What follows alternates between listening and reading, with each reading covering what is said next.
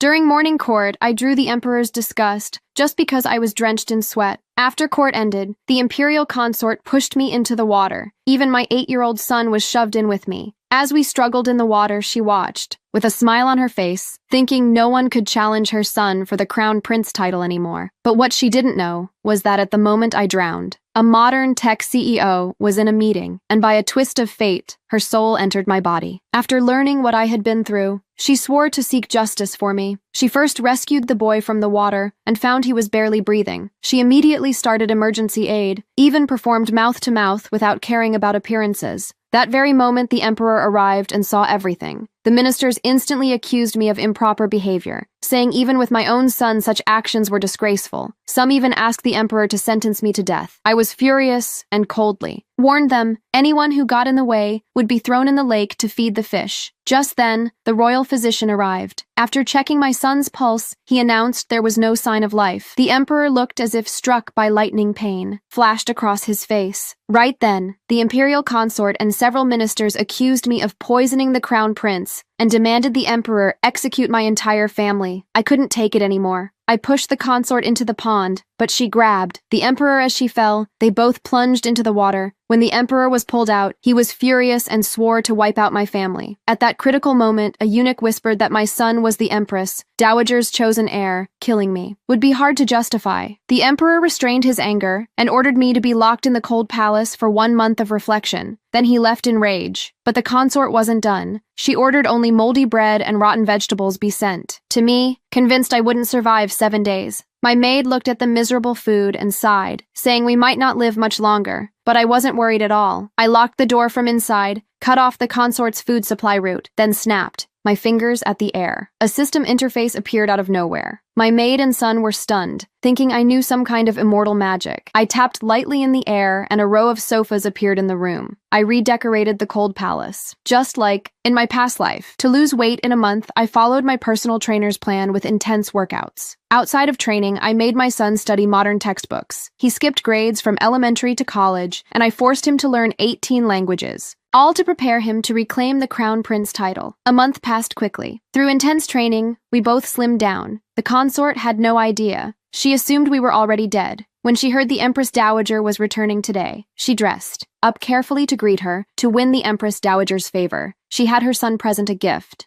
The Empress Dowager accepted it with a smile and praised her for raising him well. The consort felt certain of victory, but unexpectedly, the Empress Dowager brought up my name. The consort immediately slandered me, claiming I pushed the first prince into the water and would have killed him if not for the emperor.